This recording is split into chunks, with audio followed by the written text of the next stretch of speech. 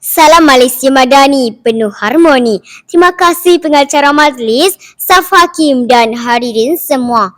Pada tarikh 15 Jun 1215, Magna Carta Libertatum atau Piagam Kebebasan Agung sebagai dokumen sejarah penting demokrasi dan hak asasi. Semuanya ini sebenarnya menggambarkan asas mana ketaatan kepada sebuah negara yang menjadi pegang kukuh warga negaranya agar dapat hidup bersatu, serumpun, setia dan saling membantu. Menginsafi hakikat sejarah ini, dengarkanlah tajuk pidato penuh berarti Rukun Negara Tunjang Kemakmuran Malaysia Madani. Tajuk ini akan membawa perspektif penuh murni antara akan tanggungjawab dan keprihatinan sebagai anak Malaysia penuh merdeka untuk kita mengertikan bahawa Julai 2020 menyaksikan sambutan Rukun Negara ke-50 dilancarkan sebagai inisiatif proaktif untuk kesejahteraan masyarakat, bahawa rukun negara menjadi asas kepada janji setia dan perpaduan anak pertiwi. Seterusnya, mengangkat martabat Malaysia Madani sebagai sebuah negara yang disegani.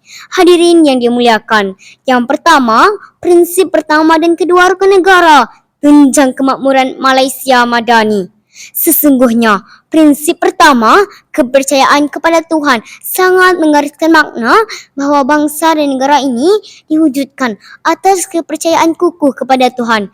Melalui kepercayaan agama inilah akan menjadikan bangsa dan negara ini sebagai bangsa dan negara berdaulat. Prinsip kedua rukun negara, kesetiaan kepada raja dan negara, menjadi harapan berharga demi kemakmuran bangsa Malaysia. Maka, fayatan rukun negara berpaksikan agama, kesetiaan kepada raja dan negara mampu membina perpaduan dalam kebebasan kepercayaan dan menghormati agama persekutuan. Buktinya, laporan ekonomi negara Islam Global 2021, Malaysia kedudukan pertama mesra Muslim dan menghormati masyarakat di dunia, hasil rakyatnya yang hidup saling menghormati dan taat setia. Hadirin yang kedua, keluhuran perlembagaan dan kedaulatan undang-undang pencorak perpaduan bangsa Malaysia. Prinsip ketiga, keluhuran perlembagaan. Luhurnya perlembagaan harus segani tulus hati rakyat Malaysia untuk menghayatinya. Perlembagaan itu telah diikat kemas, hak istimewa dan hak yang diiktiraf, diikat penuh saksama tanpa sebarang selisih rupa dan dogma. Inilah harga diri masyarakat madani dan perpaduan di negara penuh tercinta ini. Yang pasti, perpaduan haruslah berdiri dengan rakyatnya, menghormati perlembagaan dan menghargai kedaulatan undang-undang, berminda terbuka dan bebas merdeka. Menghargai kelebihan dan mentuni perbezaan dalam perlembagaan yang telah termaktub indah.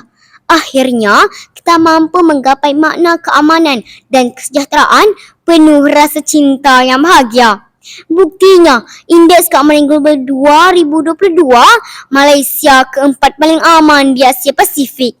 Semoga jalan kita selepas ini rentaknya sedegam, langkahnya sepijak. Hadirin yang ketiga, kesopanan dan kesusilaan pencorak mufakat bangsa Malaysia. Sesungguhnya, prinsip kelima rukun negara, kesopanan dan kesusilaan harus dihormati oleh setiap jiwa anak Malaysia. Rukun negara bakal melahirkan bangsa yang beradab dan menghargai hidup bersama. Pesan orang lama-lama, adat hidup sama sekampung, sakit senang sama ditampung. Adat lembaga sama dijunjung, sama seperiuk sama selesung. Inilah arti mufakat dalam perpaduan. Kita bukan rakyat yang bersatu, ke laut sama basah, ke darat sama kering. Kita buktikan tragedi Batang Kali Waima, bahaya melanda 2021 dan 2022. Kita bermufakat menghulurkan bantuan kepada yang memerlukan. Sesungguhnya, rukun negara pencorak mufakat bangsa Malaysia. Hadirin semua, oleh itu, kesimpulannya, rukun negara sebagai tunjang perpaduan, asas penyatuan, pencorak mufakat, tonggak keprihatinan rakyat dan merupakan asas penting perpaduan bangsa Malaysia.